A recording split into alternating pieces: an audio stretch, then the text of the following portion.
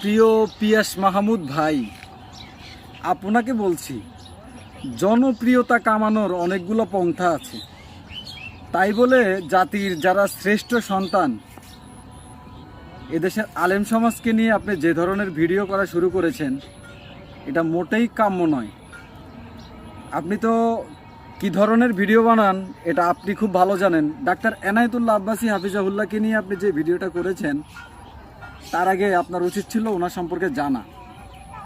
উনি কোন বংশের, উনি কেমন, ওনার যোগ্যতা কতটুকু। আপনি ভিডিও করেন ভালো কথা, ভণ্ডদের বিরুদ্ধে আপনি কথা বলেন, খুব ভালো, অ্যাপ্রিসিয়েট। কিন্তু আপনি যেভাবে একজনের পর একজনেরকে নিয়ে রোস্ট ভিডিও শুরু করছেন, এটা মনে হয় না এই দেশের জনগণ মেনে নিবে। ভাই, আপনি যদি ফানি ভিডিও করতে এতই মন চায়, আপনি একটা টিম তৈরি করে ফানি ভিডিও করেন।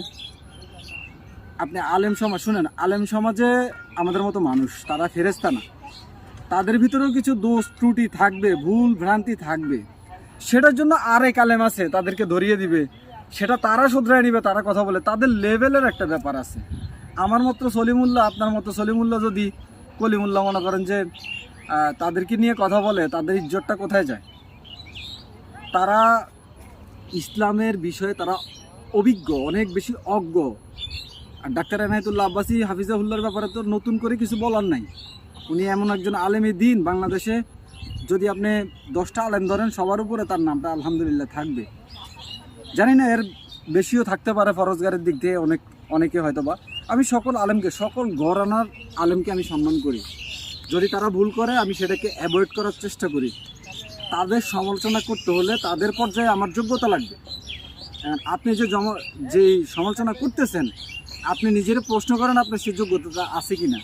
সুন্দরভাবে ভিডিও আকারে আপনারে আমি এই কথাগুলো বলার চেষ্টা করলাম। আপনি হয়তোবা আমার ভিডিওটা যদি কখনো দেখেন, দেখলে হয়তোবা আপনি আমার লয়েও রোস্ট করতে পারেন, ঠিক আছে। কিন্তু ভাই, আমি হেটাস পছন্দ করি না। যেটা লিগ্যাল, যেটা সত্য, সেই কথাগুলো আমি সবসময় বলার চেষ্টা করি। পিয়াস মাহমুদ ভাই, আলেমদেরকে নিয়ে কথা বলার আগে একটু সতর্কতা অবলম্বন করবেন। কিন্তু যাদেরকে প্রকৃতপক্ষে যারা ভণ্ড, তাদেরকে নিয়ে যখন কথা বলেন, আই অ্যাপ্রিসিয়েট, হাততালি দিয়ে আমি, খুব ভালো লাগে আমার কাছে, কারণ এটা উচিত। কিন্তু হক্কানি আলেমে দিন যারা ইসলামের খেদমত করতেছে, যারা এই দেশে, তাদেরকে নিয়ে কথা বলার আগে একটু চিন্তা ভাবনা করে কথা বলাটা উচিত। প্রিয় দর্শক, আপনারাই জানাবেন আপনাদের মতামত।